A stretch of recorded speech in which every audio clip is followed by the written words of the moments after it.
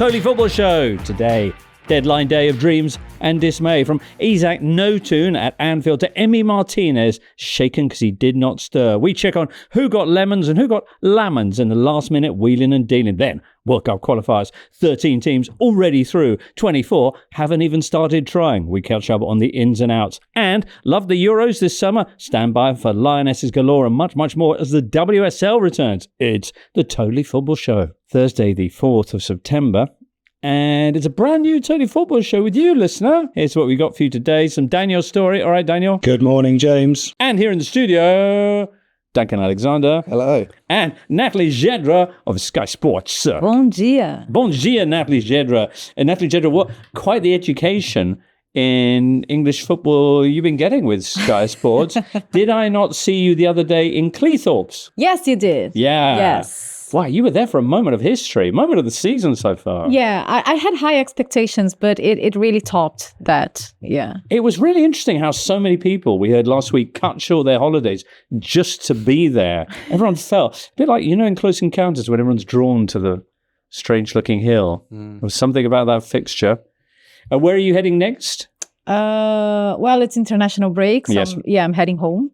But meantime, were you on duty for deadline day on Monday? Sort of. Oh. Yeah. Not just following the action I as we all were. Yeah, we were. A lot of It action. was hard to follow, wasn't it? Oh my So God, many yes. deals. When somebody tidies up for you, and then for the next few weeks, you keep discovering, oh, that's where that went. And I feel like it's going to be like that for this season. Players are going to be turning up where you least expect them.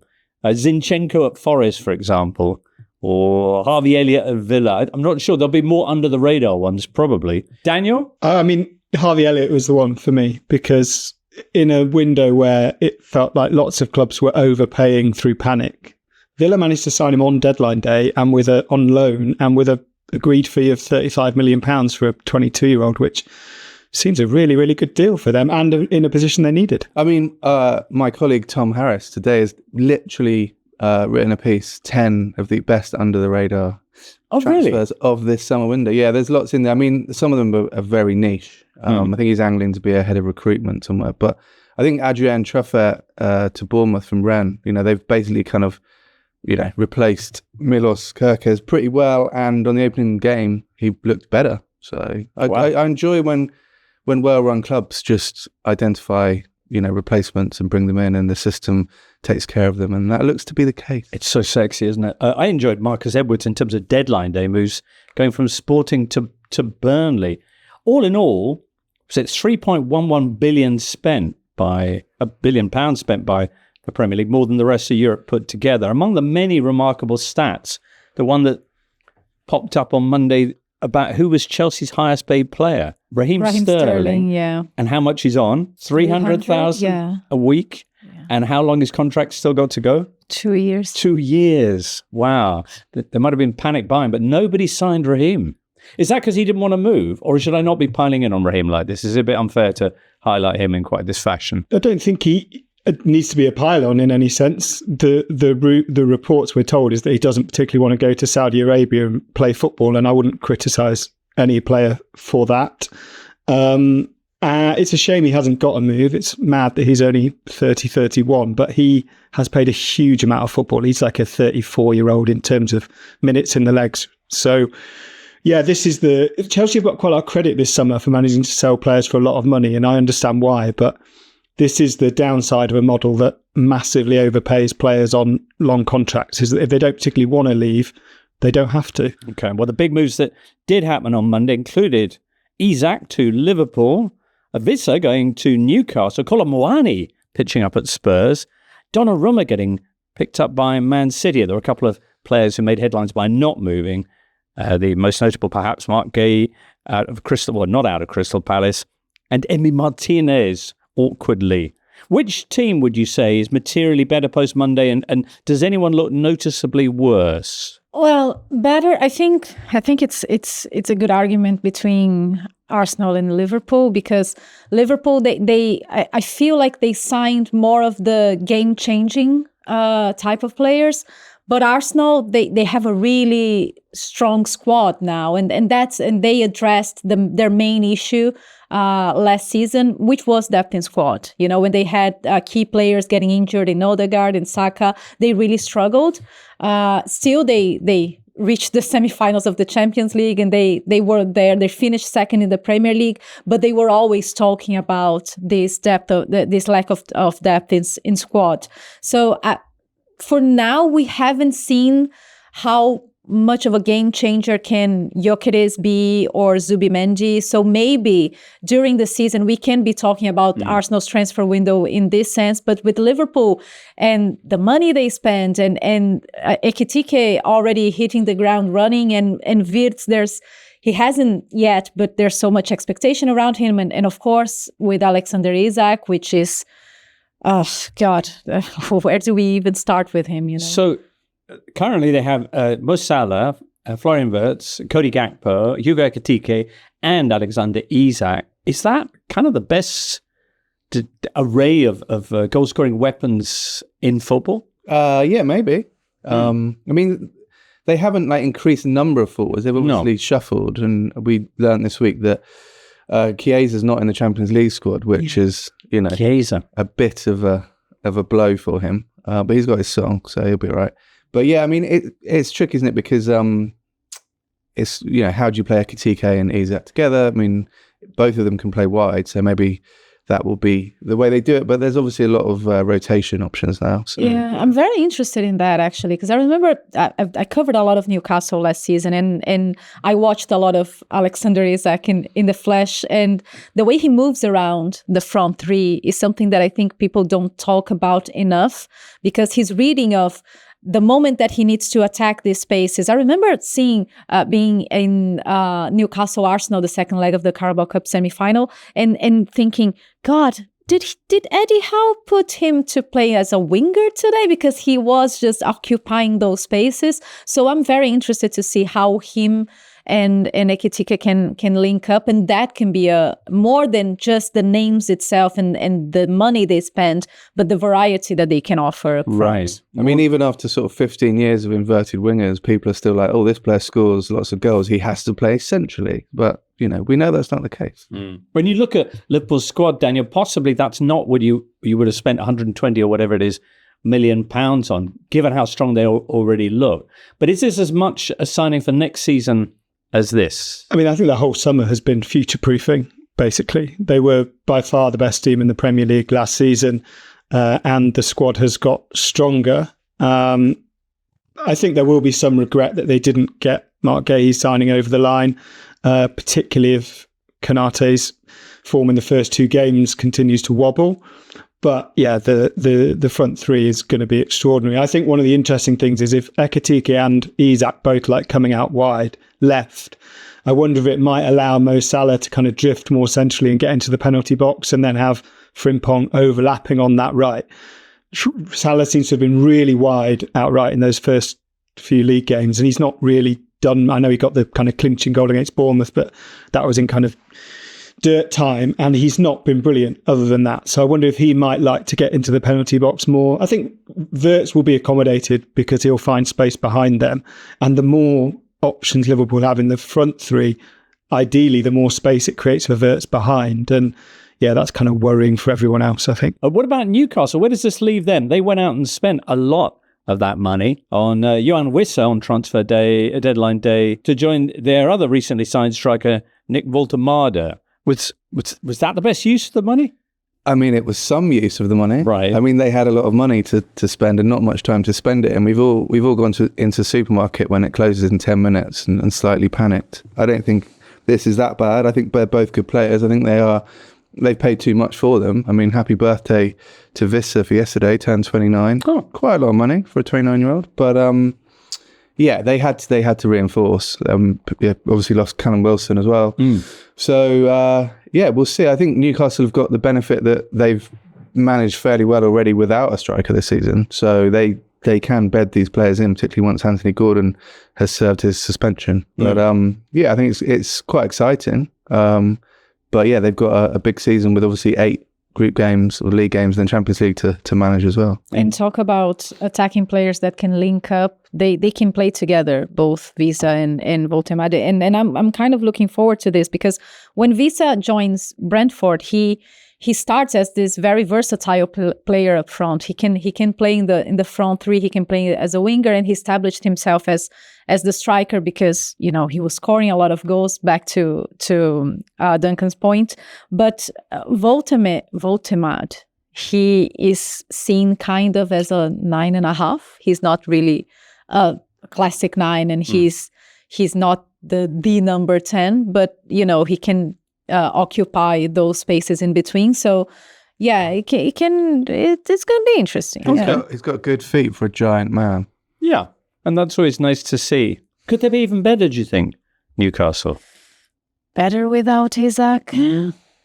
We'll see. Are we pushing our luck? I don't know. Yeah. I mean, the transfer saga involving that club was a pretty lengthy and dispiriting one, but it's pretty interesting the way, possibly not for Newcastle fans, but for everyone else, it's pretty intriguing the way it's turned out. Yeah. I mean, just on Vista, actually, he didn't take any penalties last season, so his 19 goals were all from non-penalties, and from 19 pretty much XG, which is a neatness that I respect. Right. So he is good. Unlike his former colleague Mbeumo, of course. Yeah. You mentioned Arsenal, Natalie, who picked up on Monday Pierre Nkapie to beef up their defensive options across town at Spurs. Quite the transfer window it turned out to be. 1 or 2 hiccups along the way, but not a bad tally after Kudus and Palhinha and Xavi Simons and now Randall Muani. How much does this move the needle for Tottenham, do you think, Daniel? It was my most surprising move of the window, I think, certainly of deadline day. It felt like a moment of opportunity and perhaps a need to stress to supporters who are getting pretty itchy about the lack of transfer activity that Daniel Levy and the club are prepared to invest in players. I suppose it's pretty low risk, but it's unless you happen to be Matthijs Tel, and there are kind of reports that Dominic Solanke is carrying an injury, so maybe they felt they needed to do it. But Richarlison started the season really well. They do have Solanke, who cost £60 million. They spent £30 million on Matthijs Tel in this window. It's a huge number of forwards for a team that pretty much just play one central striker. So yeah, it'll be really interesting. I suspect Muani will be more of a success in the Champions League than the Premier League. I think they'll probably try and bed him in over time in the Premier League. And yeah, it wouldn't have been the position I signed a player if I was Spurs on deadline day, but when opportunity comes, take it. Muani, who had a brilliant start at Juventus, scoring pretty much a goal a game when he first arrived in Turin on loan from PSG. But things tailed off a bit. Wasn't a great Juve side to be playing in. At PSG, he was known for being a bit wasteful with his chances. But yeah, no, if you look at the numbers, it can, it doesn't necessarily add up to have that many forward players, but you can have Richarlison playing wide. He's played wide for a very long time. It's good to have alternatives when you're playing the Champions League and when you need to make a leap from the way you were performing last season to the way you need to perform this current season. And to be fair to Spurs, it could have been quite a depressing transfer window with the whole Eze thing. And they seem to turn things around with Xavi Simons and with like Kudus and Palhinha hitting the ground running. So yeah, in the end, it was a positive window for them. I think Spurs as well, like a lot of clubs, were ravaged by injuries last season. And I think compared to last year, I think a lot of clubs have remembered that players get injured and have bolstered their squad. So at this time of the year, it does feel like, how are they going to fit all these players in? But give it a month or two and, barebones.org and everyone will get a run out. Aston Villa, their deadline day beefing up involved Harvey Elliott, who you mentioned, Daniel, and also Jadon Sancho joining. They are taking Sancho on loan, paying 80% of his £12 million annual salary. That's quite a lot for a player who's not really licked things up in England. Do you see the wisdom in it? Not really, no.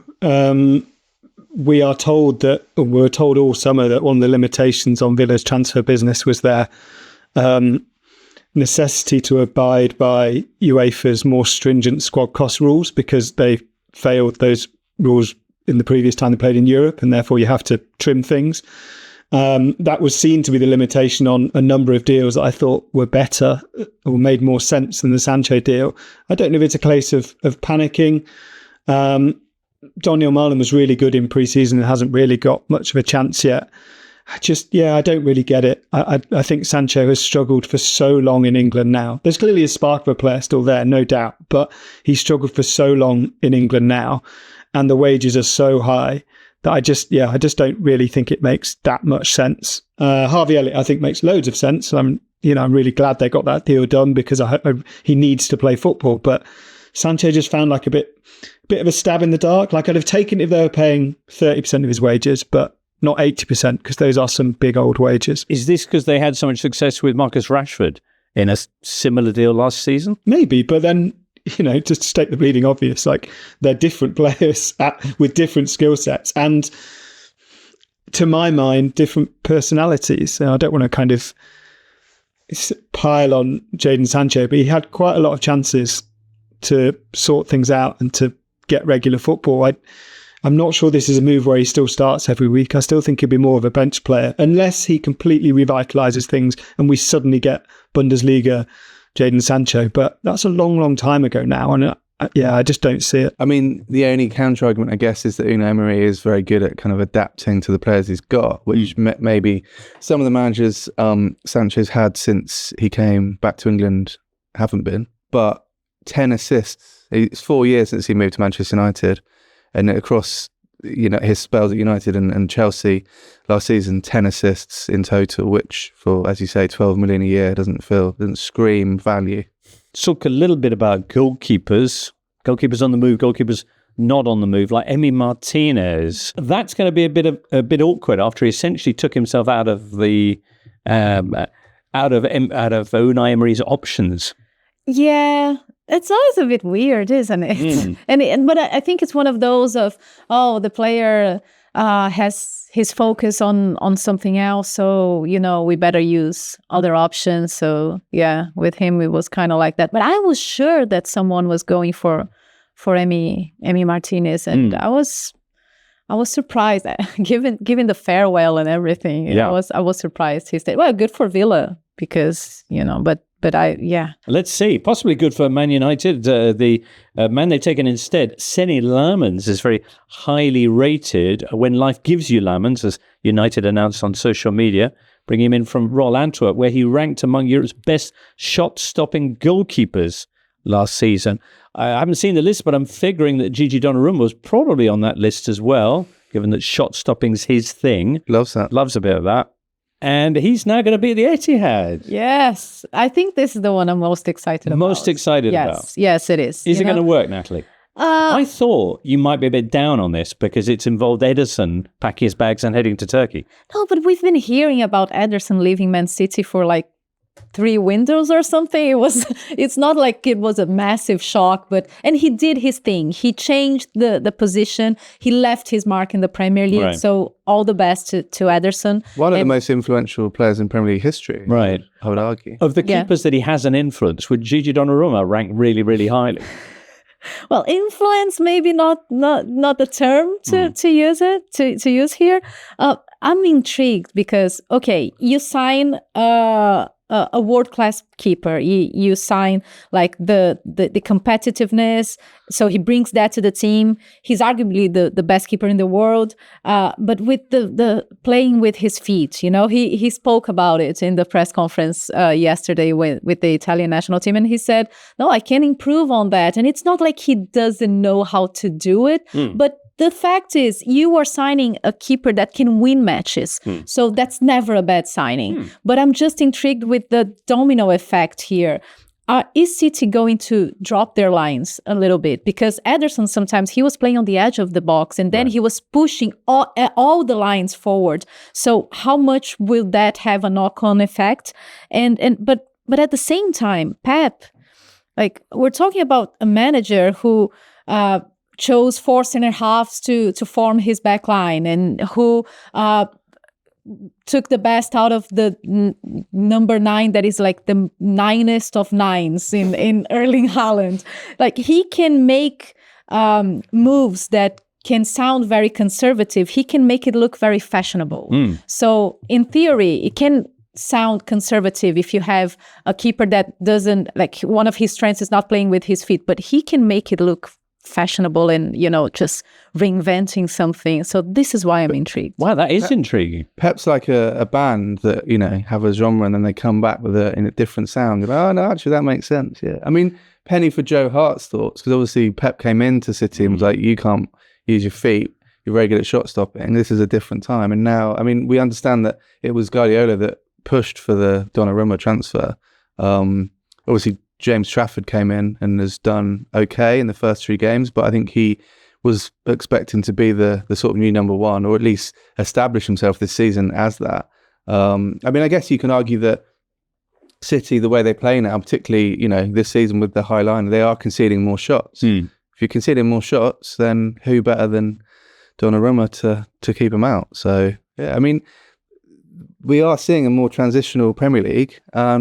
Pep's, he's leaning into it. I like it. Well, that does sound intriguing. Daniel, what to say about poor Marc Guehi, meanwhile, who didn't get to make the move from Crystal Palace to Liverpool, despite completing much of his medical and apparently even filming his goodbye to Palace? Yeah, there is some sympathy, I think, in contrast with the way that Johan Wissa and Alexander Isak both behaved this summer. Marc Guehi was very determined that he would continue training. He would play for Palace in their Conference League qualifying playoff. That sounds a little bit like damning with faint praise, like, well done, you turned up to work. But other people weren't turning up to work at the same time. And he hasn't got his move. I don't think he can be that surprised, because Oliver Glasner effectively intimated all summer that if Marc Guehi leaves without a decent replacement coming in, I will walk. And it sounds like that's pretty much what happened in the final hours of the window, and Palace didn't get an effective replacement in. So therefore, Marc Guehi doesn't leave. The sympathy comes, I think, in the fact that his head was sort of out the door. He was at Liverpool. He'd done the medical. He expected the move to go through. But next summer, he either gets a move in January and gets paid very well, or next summer he leaves as a free transfer. And because he's a free transfer, his earning potential will go up. He's also of an age where there isn't that many options in Europe now for central defenders, because elite clubs generally buy them a lot younger and develop them, or they buy experience. And Guehi sits in that sweet spot in the middle. So he'll earn assuming he has a decent season, he'll earn pretty much what he wants next summer. Well, 155 transfers done all in all, and loads on Monday. Just to finish off a couple of other ones that I hadn't spotted. Merlin Roll joining Everton, their 9th signing of the summer.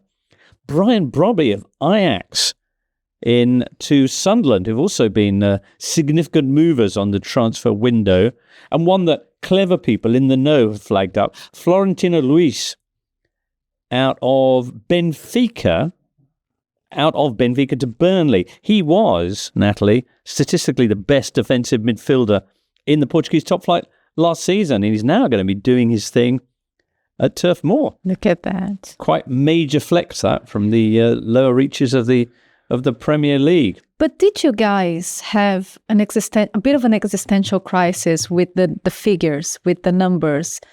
Because I was just thinking, where is this going to stop? How damning can this be in the medium to long term to football? I think other European leagues might not mind that as much as they could, because if you look at Champions League and we had a final without an English team, just 4 semi-finalists from 4 different leagues. But and I know there are very specific circumstances with the expanded format of Champions League and more money, and you have an extra window because of the Club World Cup, and you have the new broadcasting deal for the next 4 years. 6 English sides in the Premier League as well, in the Champions League as well. 6, yes, exactly. So, but I don't know, it just leaves me a bit uncomfortable. Because of the dominance of the Premier League. Because of what it can mean in terms of competitive balance. We haven't seen it yet, but maybe it's something that we will see in the next few years. Although one thing that struck, I think, a lot of people was the fact that everybody up and down the Premier League seemed to pick up something of real value in this transfer window. Yeah, I mean, we mentioned Sunderland. I think it's the most the promoted teams ever spent in the history of the Premier League. They are the 10th biggest spenders in Europe this summer. They're just ahead of Atletico Madrid and Real Madrid. So a few years ago, they were in League One. So the Premier League continues to sort of pull away from the rest of Europe. And I think a lot of European media this week have printed that graph showing just how much the Premier League has spent compared to everywhere else. And it's a concern. But I think to your point that it is spread out quite well. So the one good thing the Premier League does is spread the money out. So we'll see what happens. But I am pretty confident that the three promoted teams are going to. That's my hot take for the season, is that they're all going to stay up. That's going to be interesting. Daniel? Yeah, I mean, it's like Natalie's absolutely right. It is gross, right, in terms of the actual amount of money spent. I do think it was a slightly... Yeah, good. I do think it was a slightly exceptional summer in that Manchester City's sort of enforced abdication as uber dominant means that Liverpool and Arsenal spend to rush in. The over-performance of clubs last season meant that they got raided by clubs above them, but also then had loads of money to replace those players. I think the determination of the promoted clubs not just to fall with a whimper means that they were always going to spend more. So there was pretty much a case for almost every team in the Premier League to spend quite heavily this summer. But yeah, it's gross. I mean, the Premier League spent £1 billion on Bundesliga players. Like that's not big five leagues anymore. That's big one and four more, to use a Carol Vorderman term. But that helps them keep their season ticket prices low. And that's the real quiz. It's like the inverse of the railways, no?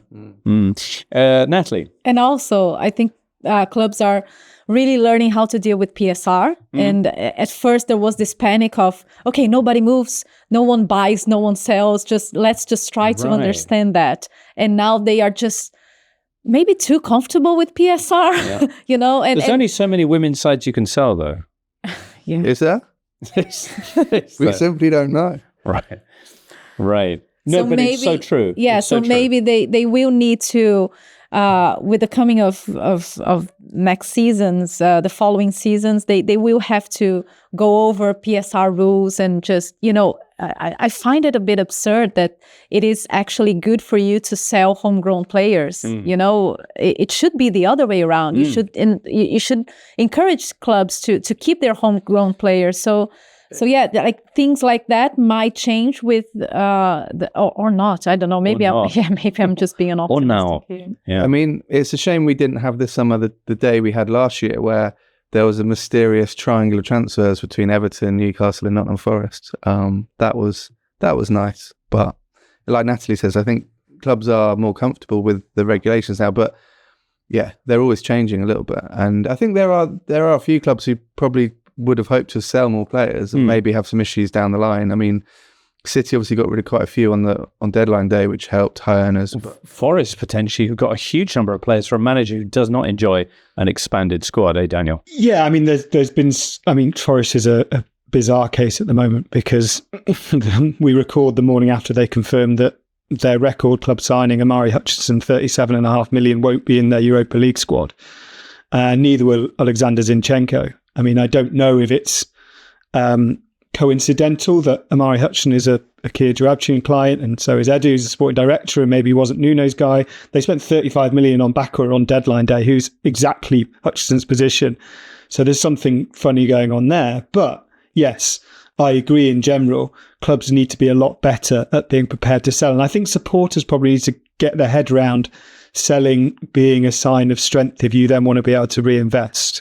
That has to be the message moving forward. There are clubs who are very good at it because they already have established relationships, shall we say, with other sister clubs. And that's going to become the norm as well, I think. World Cup qualifying, everybody. 13 teams have already booked their place. 3 of them, because they're actually the hosts, at the World Cup 2026. There are 35 places still up for grabs. And while some, the likes of France and Germany, are only just getting their qualifying started this weekend, elsewhere, Natalie, it's already the final weekend. Whoop, whoop. Yes. So this is CONMEBOL. Yes. South American qualifying, 10 teams. You have to really work not to make it out of these 10 teams. Chile have managed it. Yes, yeah, exactly. Chile have managed it. Chile, who will be visiting Brazil on this evening as we record Thursday night. Chile already out. So is Carlo using this as a bit of an opportunity to experiment? I notice he's made some bold calls. 4 forwards. This is what we want. This is Brazilian football. Yes, he's starting 4 forwards again. Which 4 forwards? Probably no, because he confirmed. So definitely Rafinha, Estevão, João Pedro, and Gabriel Martinelli. Okay, those names again slowly. We had Rafinha, Estevão, João Pedro, and Gabriel Martinelli. Estevão. João Pedro. Yeah, João Pedro will play as a 9. Because he can play as a 10 and he's been playing as a 10 at Brighton and recently at Chelsea as well. And Martinelli. Really? Yes. So no Neymar in the squad again.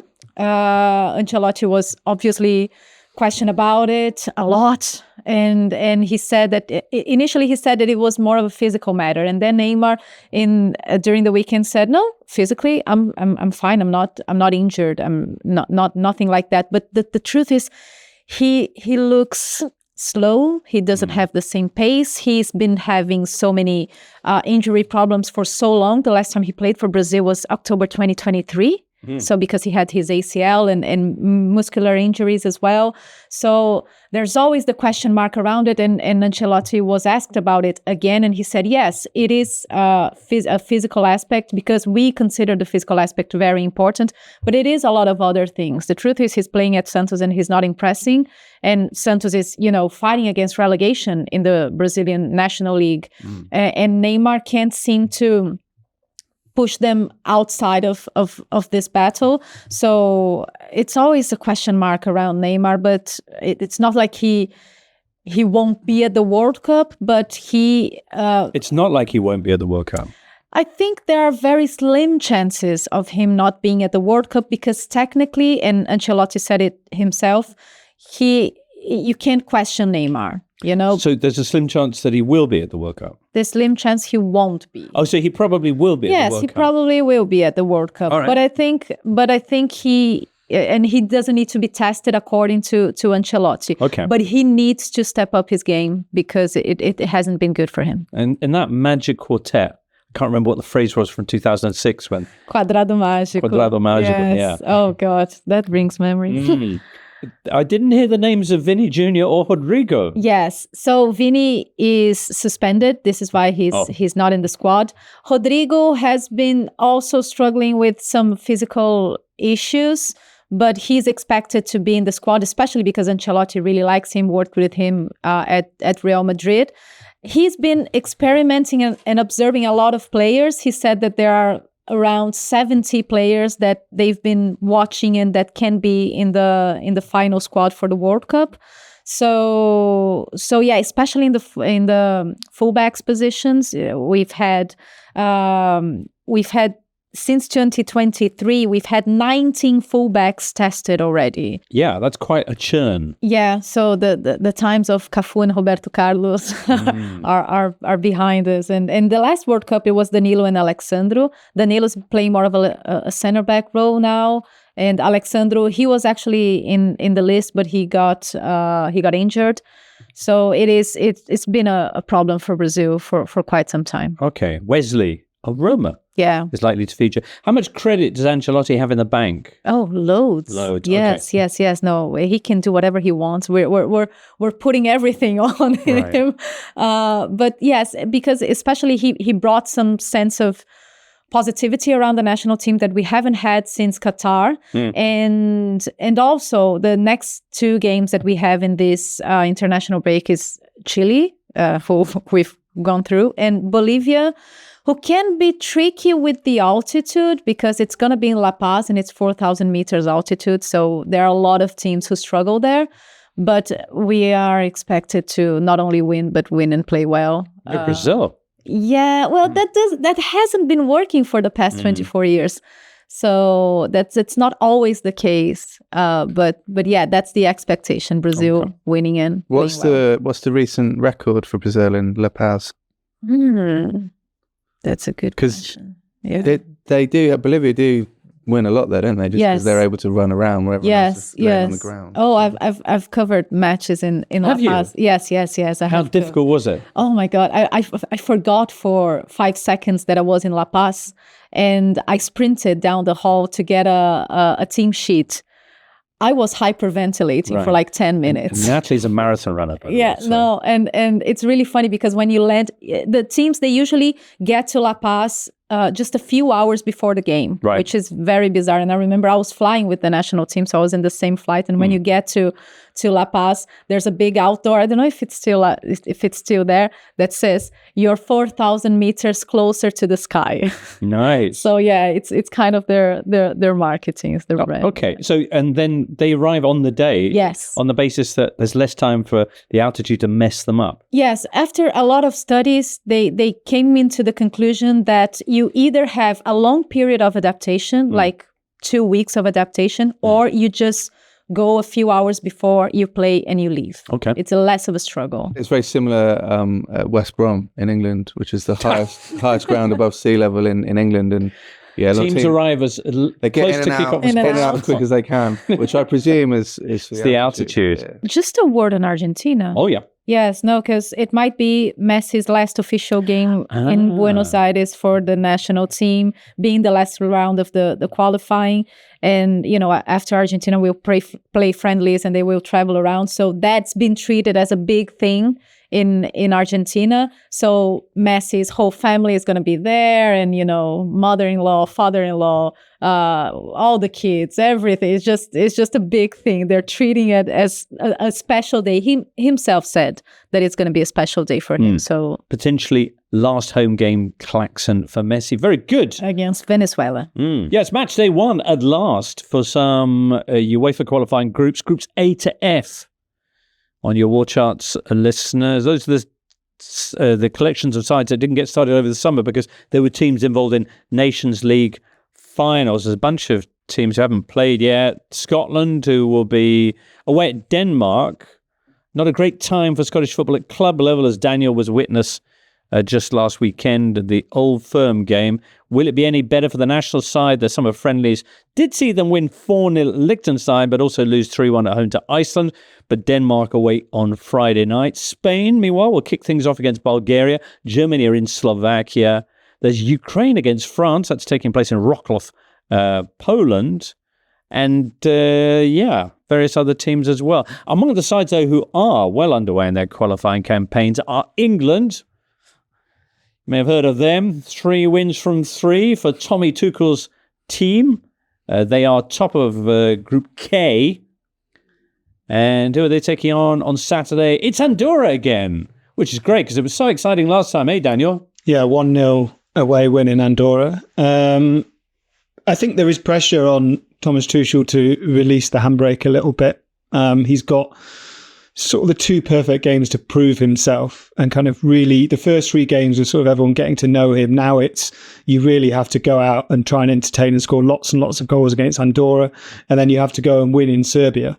Serbia's own draw in Albania means that a draw for the group wouldn't be a bad result for England. It would probably almost guarantee them going through. But yeah, they need to go and beat a decent team away, and they're going to try and do it without some key players, which I think is probably a really good thing for England. It allows them to take a look at some players who have been waiting for their chance for a while. Elliot Anderson and Jed Spence, two of the kind of headline new picks for Thomas Tuchel. It's hard to imagine a player who's gone high, low, high as quickly as Jed Spence. On loan at Forest, one of the architects of their promotion bid. They wouldn't have got promoted without him. To then go to Spurs and be told you're a club signed by Conte immediately. Again, on Wednesday, he spoke and said that really hurt him. Like, it broke his confidence for a while. Understandably, terrible management on Conte's part.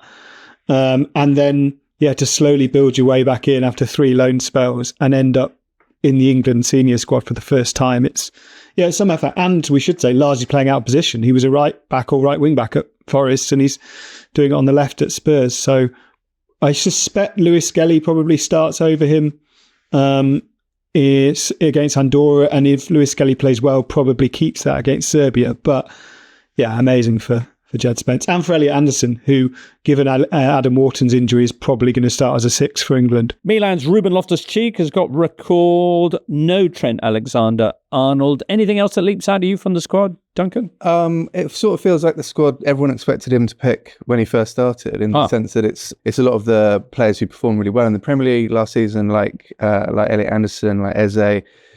Whereas when he first started, he brought in, Kyle Walker was still there and Jordan Henderson, and it was a bit like, what are you doing? As Daniel says, I think England are going to qualify, but they need to sort of show some cohesion and some sort of progress under Tuchel. And I think, what's par at home to Andorra?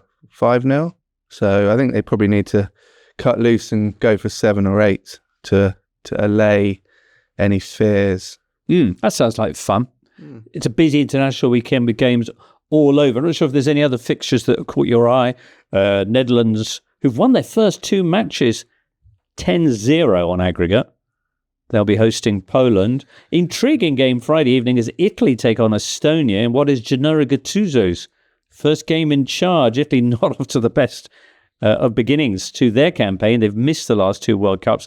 They're currently 3rd in their group. Only the top team automatically qualifies. And they are a full 9 points behind the leaders, Norway, although they do have two games in hand. Francesco Pio Esposito of Inter and Liverpool's new defender Giovanni Leoni are the uncapped players in Gattuso's first squad. Come on, Italy. Isn't the 2006 World Cup final was the last time Italy won a knockout game at the World Cup? There you go. It's been a while. Been too long, Duncan. Does anyone miss when World Cup qualifying used to be really tense? Because yes, remember when it was like, I'm not sure, England away in the Netherlands, and I was talking the same with South American qualifiers, Duncan. The same. I was talking about it. Well, Brazil had a bit of a wobble, but when was it last tense for Brazil? Oh, it was to qualify for 2002. It was really tense. I remember '94 was really tense as well. Coincidentally, the 2 World Cups that we won. But now it's 6 teams that qualify, and then there's the 7th that play the playoffs. So you really need to pull an effort to even the fact that they're squashing the UEFA qualifying into 3 months for most teams.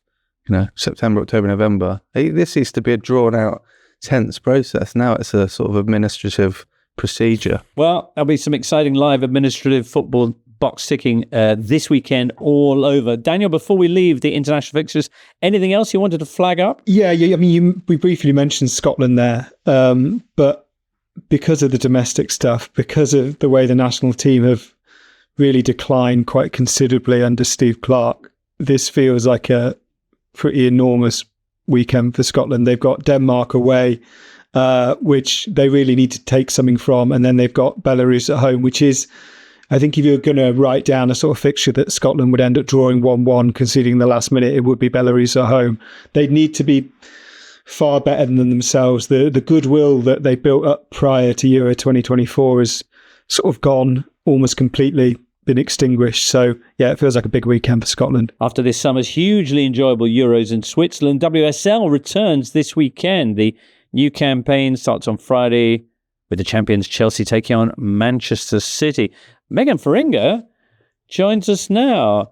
Hey, Megan, how are you doing? Yeah, I'm good. Happy, I was going to say Friday. It's only Thursday. Well, might be Friday, listener, or Saturday. Have a happy day, whatever you're doing. Megan, you've just joined us from recording an episode of the Athletic FC podcast. Check it out, listener, if you haven't done yet, in which you've been debating whether or not women's football is actually growing. What was the verdict? It's growing like a flower, but it needs a little bit of water. It needs a bit of sunshine.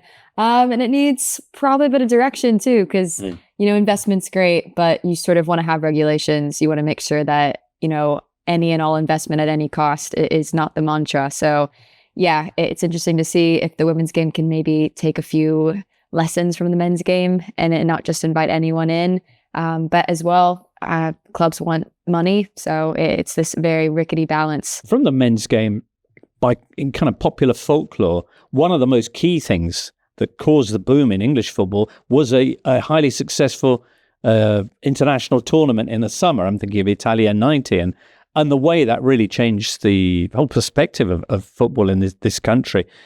There's just been a terrific tournament in the summer, which I think brought in viewers, and particularly with England doing so well, in unprecedented numbers. Are you anticipating that to have a kind of knock-on effect on the WSL season? Yeah, I think so. I think it was 11.6 million people tuned in to the England final versus Spain. And I think if you look back at the last Euros where England won on home soil, there's this huge influx of fans who are coming to WSL games. Attendances rose by, I mean, like 50, 60, 70%. I don't think it's going to be as extreme this time around, but that's because you do have sort of established fan bases now in some semblance, at least kind of in the top six teams in the WSL. I do think this is going to be big. You know, there's a lot of clubs who have kind of built a transfer strategy on getting a lioness. And a lot of their marketing and their commercial value is through a lioness. So you are going to see that. I don't think that there's any surprise that if you go around South London where Chelsea is, Lucy Bronze is on quite a lot of posters, and that is for very obvious, you know, summer Euro 2025 victory reasons. So I think it's going to have a massive effect, but I also think clubs probably need to be a little bit smarter. You know, last season in the WSL, they had some of their lowest attendances from the year prior. So how do you make sure that you capitalize on that success without also like being overly reliant on it? Because in 3 years' time, you know, you can't just keep relying on the international cycle for the boom and bust of attendances. Natalie, you're going to be working on this for Sky Sports.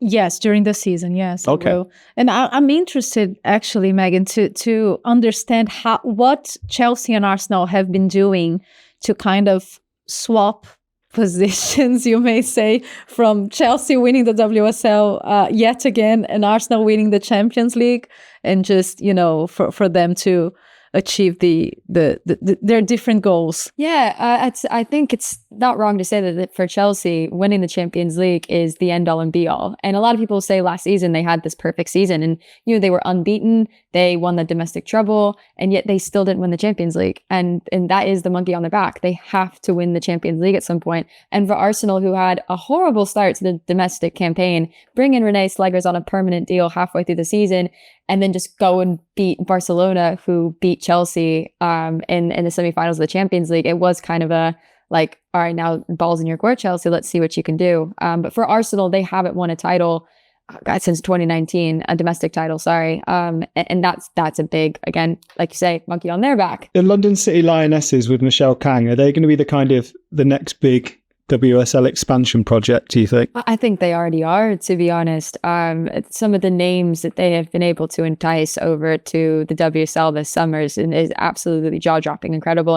And today, we're sort of recording on a Thursday morning. Transfer deadline ends tonight.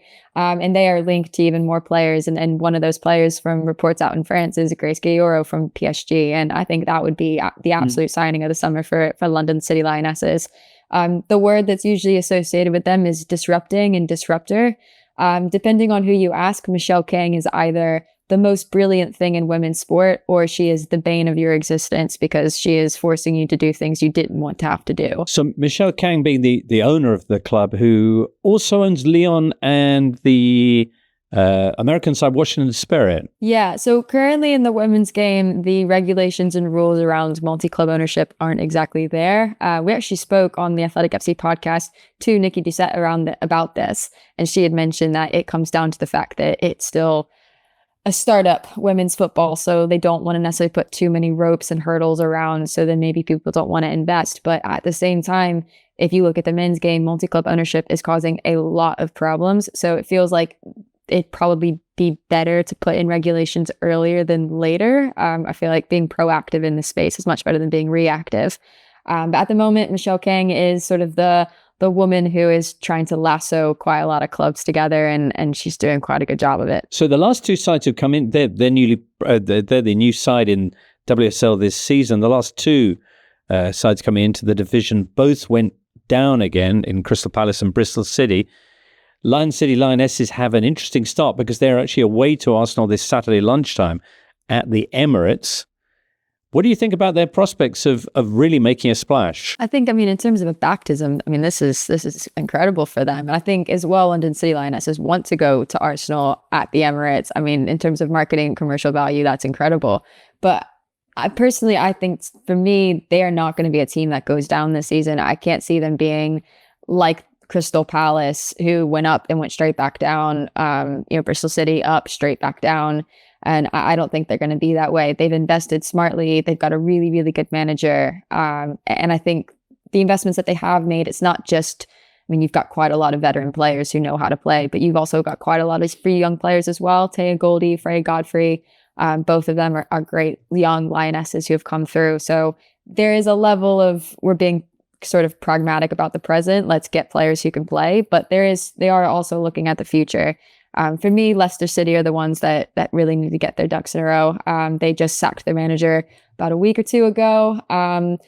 There are reports going around that they're trying to hire Matt Beard, former Liverpool, who just signed a contract with Burnley, who are in the third tier about a month ago. He's now been put on 3-month gardening leave. And they've signed about 2 players as of now. I think there's still starting to bring in about 2 or 3 before the end of tonight. So I think keep an eye on Leicester because it doesn't look too pretty at the moment. Okay, when does the transfer window end? 11 p.m. tonight, so I've got 12 hours. Oh, crikey. Everton have now got Goodison all to themselves, and this weekend they got a Merseyside derby. Yeah, I scheduling gods did a great job. For those who don't know, Brian Sorensen's record at Anfield, so Brian Sorensen is the Everton manager. His record at Anfield is phenomenal. He's never lost at Anfield. He's sort of the bane of Liverpool's existence when it comes to that. Liverpool had actually failed to score a single goal at Anfield, Liverpool women, because they kept hosting Everton and Everton wouldn't let them score. So they finally just stopped letting Everton play at Anfield. They're like, right, we need to get someone else in here so we can finally score. The Everton are really exciting this summer, mostly because they've just signed, I think it's 9 players in total. They broke their club transfer record for Ruby Mace from Leicester yesterday. And there's a lot of excitement around there because for the last couple of years, the women's team has sort of existed in a form of survival. But in the last 6 months, since the new ownership have come in, they've definitely sort of embraced the women's team as an opportunity. And I wouldn't be surprised if they're one of the clubs that end up getting some outside investment soon. All right, Megan, where are you going to be going this weekend? So I'm going down to London today, and I will be there for Chelsea and Manchester City tomorrow. I will be at the London City Lionesses and Arsenal game the next day, and then back to Liverpool, and I will be there for the Merseyside derby. Wow. Where can we hear about all of that? On The Athletic. You can go and read all of our fun stuff. It won't just be me writing. Arthur Rock will be writing about Arsenal. Karish Jones, who was an intern and is now full-time with us, she'll be writing about some Chelsea stuff as well. I'm sure Charlotte will be around to write anything and everything about Manchester United. So loads of content people can get their teeth stuck into this weekend. Excellent. And hopefully you'll be joining us as well to keep us updated too. Megan, thank you so much for joining us today. You're welcome. Thanks for having me. What do you want to talk about, Natalie, before you got to head off? South American qualifiers. But it's not interesting anymore. No, don't say that. It was just an emotional, it was Latins, yes. Are you heading off to interview somebody now? No, but interviews to come in next week. Very exciting one. Interviewing Maresca for a tactical trend that we're having this season. So Daniel, you having a quiet weekend? I'm going on holiday on Sunday so yes, I'm going to have a great time. I had a question for Natalie about Brazil though. Yes. Murillo had an absolute nightmare on his Brazil debut, as I understand. Maybe in the last international break or the one before. Is he still considered like the answer at centre half for the next 5 years, whatever? Yeah, Murillo. It's an interesting one because he got called up a few times and he made his debut in that awful game against Argentina, the 4-1 that we lost and we want to erase from our memories.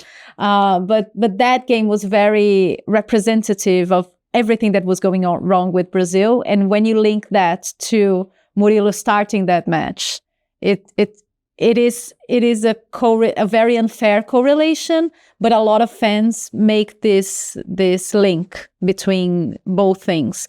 So yeah, it's bad for Murillo because there are a lot of fans who are misjudging him, but I wouldn't say that he because Carlo Ancelotti, he brings a fresh vision of things, and I'm absolutely positive that he's monitoring Murilo, that he's not influenced by all the noise. This is the good thing about having a guy like him in charge of the national team, because there's so much pressure. And every time I speak to Brazilians who play for the national team, they always say the same thing.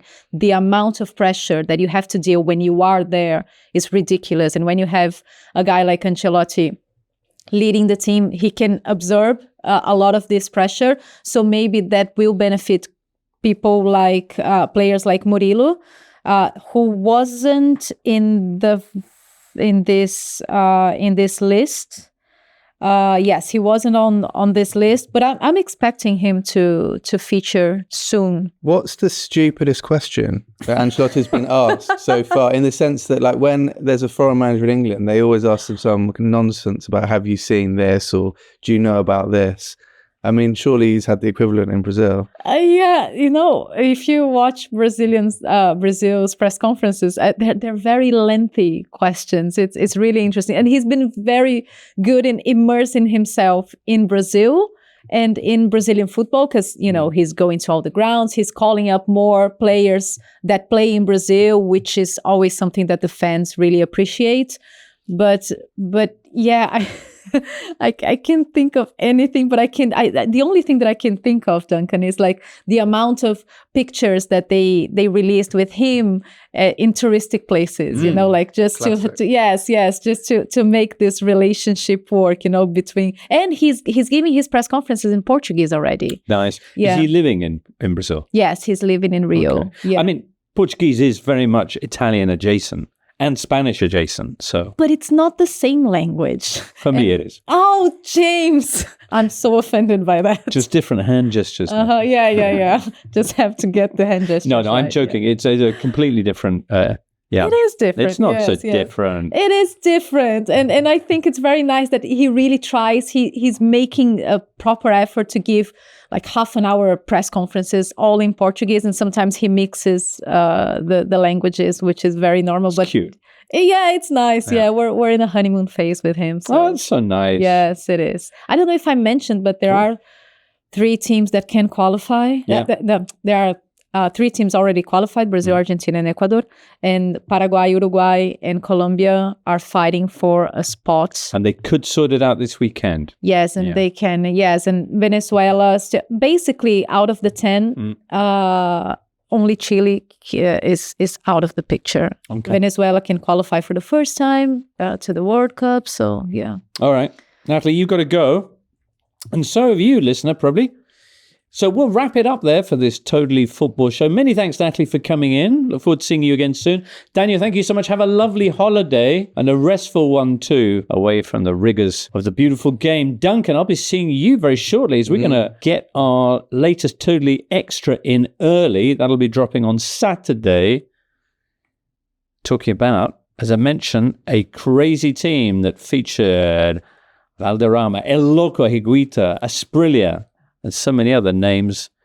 I had so many extraordinary things happen to them. Colombia, check us out on the weekend, and we'll be back on Monday with Totally Football, rounding up this international set of qualifiers.